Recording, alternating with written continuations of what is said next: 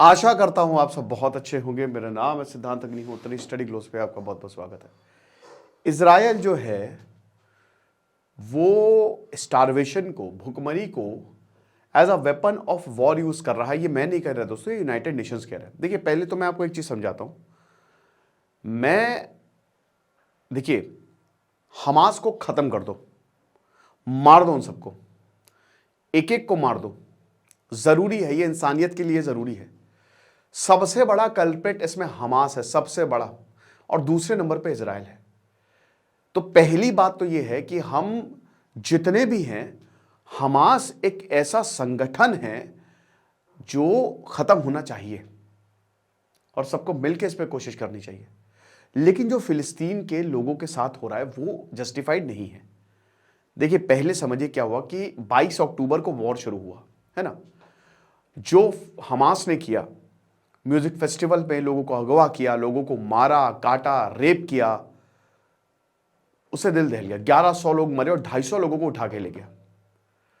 उसके बाद क्या हुआ कि पूरी दुनिया, हम सब इजराइल के साथ, क्या ऑप्शन था इजराइल के पास आप बताइए। इजराइल ने पलटवार किया। लेकिन फिर दिक्कत तब होने लगी जब इजराइल आम लोगों को टारगेट करने लगा, और ये भारत ने भी इस पे आपत्ति जताई। भारत ने भी फिलिस्तीन को ह्यूमन एड भेजी। हालांकि इजराइल से हमारे रिश्ते खराब नहीं हुए, लेकिन यह भारत का ऑफिशियल स्टैंड था कि 2 स्टेट सॉल्यूशन हम मांग करते हैं, बट हां वो मदद कर रहे थे। अब यहां पे क्या हुआ कि जब इजराइल ने पलटवार किया, तो इजराइल है भैया, वो तो सबका बाप है।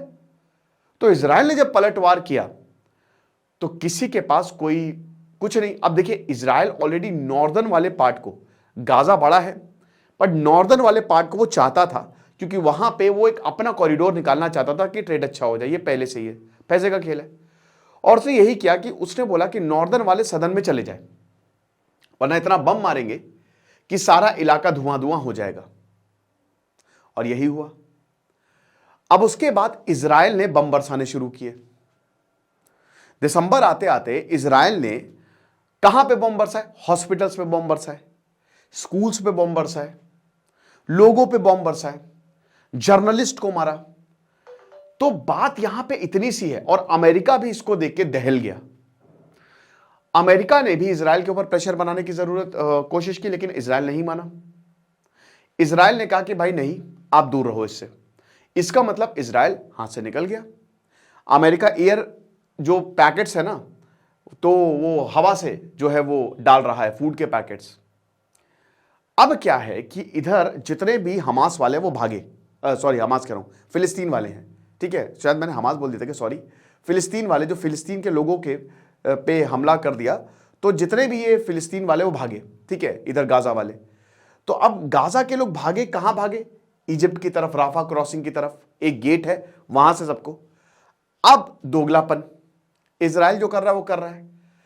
भाई आपको नैतिकता के नाते गेट खोलने चाहिए थे, इजिप्ट ने इसको बंद करके रखा। इजिप्ट ने बोला रिफ्यूजी क्राइसिस हमारे यहां हो जाएगी, तो हम इस पे कुछ नहीं कर सकते। इजिप्ट ने दरवाजे बंद कर दिए। अब इधर इजिप्ट, इधर सिक्योरिटी है बहुत कम, लेकिन इधर लाखों हजारों की भीड़, और वो कह रही कि भैया खोल दो, तुम्हारे आगे हाथ जोड़ रहे हैं, वरना क्या होगा हमारा, राइट? तो बंद। कतर, हमास के जो टॉप ऑफिसर्स वो कतर में बैठे हैं।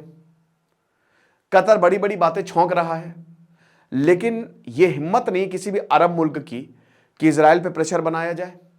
सऊदी तो बना सकता है अमेरिका के थ्रू, कतर बना सकता है। कतर सीधा, हमास इसमें मेन कल्प्रिट कैसे है? सबसे खतरनाक हमास है।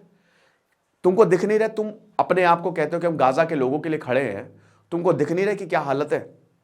तुमको दिख नहीं रहा कि लोग मर रहे हैं? तुमको दिख नहीं रहा कि दिक्कतें हैं? तो क्या तुम सरेंडर नहीं कर सकते? नहीं करेंगे। ये सब के सब एक ही जैसे हैं। इजराइल की गलती है।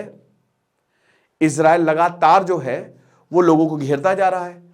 तो ये आप एक पूरा समझ गए होंगे कि क्या हालात है इस समय। अब दिक्कत यह है कि इजराइल एड नहीं जाने दे रहा है। अभी यह खबर आई थी कि 7-8 मार्च तक एक हमास और इजराइल में सॉल्यूशन निकल गया है, लेकिन कोई अता पता नहीं कि कोई एग्रीमेंट हुआ नहीं हुआ। Nothing is known. It just that कि सिचुएशन और ज्यादा खराब होती जा रही है, बद से बदतर होती जा रही है। होस्टेजेस कहां हैं, 250 होस्टेजेस, उसमें कितने मर गए, 40 को तो छोड़ ही दिया था हमास ने, कुछ भी नहीं पता कौन कहां जा रहा है। तो मैं यहां पे अब बताऊंगा, द हिंदू में ये खबर छपी है कि आखिरकार हो क्या रहा है। तो 19 मार्च को यूनाइटेड नेशंस ने ये बोला कि इजराइल सीवियर रिस्ट्रिक्शंस गाजा पे उसने लगाए हुए हैं, यानी कि वो भुखमरी को एज अ वॉर यूज करा। भुखमरी को कैसे हुआ है, ऐसा कई बार पहले के जमाने में ऐसा होता था कि सप्लाई लाइन काट देते थे, सप्लाई लाइन काट देते थे, बाहर से कुछ नहीं आ पाता था, खेल खत्म, वहां की जनता मर जाती थी ऐसी भुखमरी, और या सरेंडर कर देती थी। यहां पे भी यही हो रहा है।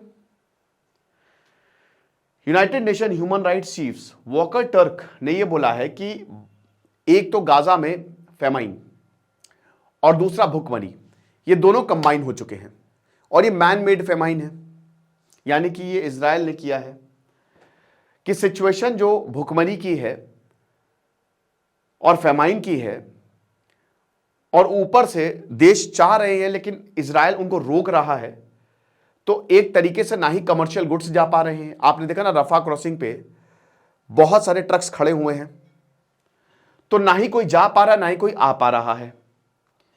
ज्यादातर पॉपुलेशन जो है वो डिस्प्लेस हो चुकी है। डिस्ट्रक्शन, जो सिविलियन इंफ्रास्ट्रक्चर बम से उड़ा दिए, हॉस्पिटल उड़ा दिए, स्कूल उड़ा दिए, लोग मारे गए। इजराइल का जो रिस्ट्रिक्शन है जो गाजा में वो नहीं जाने दे रहा है, टुगेदर जो दुश्मनी, अगर आप इसको कंबाइन कर दो तो उससे ये हमको समझ में आता है कि यहां पे इजराइल भुखमरी को एज अ वॉर यूज कर रहा है, as a weapon of war use कर रहा है। ठीक है। अब स्पोक्स पर्सन जेरेमी लॉरेंस ने यह भी बोला जेनेवा में कि हमको ये डिसाइड करना है कि स्टारवेशन को as a weapon of war use किया जा रहा है, वो तो कोर्ट ही देखेगा। साथ ही साथ यहां पे यह भी बोला गया कि 3 लाख लोग, 50 लाख की गाजा की पॉपुलेशन है, 3 लाख लोग जो हैं वो सीधा हिट होंगे। आधे से ज्यादा पॉपुलेशन इनकी भुखमरी की शिकार हो जाएगी। छोटे बच्चे जो हैं वो मारे जा रहे हैं, हॉस्पिटल में मर रहे हैं, क्योंकि उनको अच्छा खाना नहीं मिल रहा है, उनको दिक्कतें जो बेसिक नीड्स चाहिए हॉस्पिटल को चलाने के लिए वो नहीं है। नॉर्दर्न गाजा में तो हालात बहुत ही ज्यादा खराब है। कुछ लोग तो जो चिड़ियों के दाने होते हैं ना, उस पे गुजारा कर रहे हैं, जो भी मिल रहा है। कुछ लोग वाइल्ड ग्रास, घास खा रहे हैं, मट्टी खा रहे हैं, जो मिल जा रहा है वो खा रहे हैं। कुछ भी खाने को नहीं है, there is literally nothing left, कुछ भी बचा नहीं है, इट्स गॉन। और क्लॉक इज टिकिंग, जो घड़ी की सुई है ना, टिक टिक टिक, वक्त खत्म होता जा रहा है। तो हमको कुछ ना कुछ करना पड़ेगा, क्योंकि Gaza is on the brink of death through starvation, वो मौत की कगार पे है, और अगर ऐसे ही रहा तो सब मर जाएंगे। तो यही यहां पे बोला है, तो कुछ भी करके हमको कोई ना कोई एग्रीमेंट करना पड़ेगा, बैठाना पड़ेगा यहां पे जो भी पार्टीज हैं, और एक सोल्यूशन निकालना पड़ेगा, और हम भी यही चाह रहे हैं। ठीक है। अब शुरुआत में क्या हुआ कि जब वॉर हुआ तो बहुत हो हल्ला हुआ, वॉर हो गया, वॉर हो गया, वॉर हो गया। अब सब भूल रहे हैं, सब भूल रहे हैं, कह रहे छोड़ा यार, क्या ही करना, क्या ही फर्क पड़ता है, की फर्क पैदा है, यही है। लेकिन हमको ध्यान देना होगा कि it is getting dangerous day by day. तो अगर कुछ नहीं हुआ तो सब भूख से मर जाएंगे। तो सबसे बड़ा इसमें विलन्स कौन है? हमास। ठीक है, सबसे बड़ा विलन। दूसरा विलन जो है वो इजराइल, और तीसरा, और मुझे लगता है सबसे बड़े ये भी हैं, जो अरेबिक इस्लामिक कंट्रीज हैं, ये कुछ कर ही नहीं रहे हैं। कतर प्रेशर बना सकता है, कतर के हाथ में सब है। दोहा में जितने बड़े बड़े ये जो जितने आतंकी संगठन, तालिबान की डील कहां साइन हुई? दोहा में।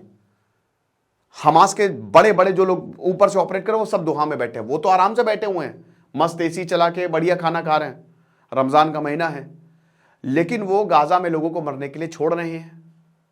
तो बेसिकली ये जितने भी अरब मुल्क है ना, इनका भी बहुत बड़ा रोल है।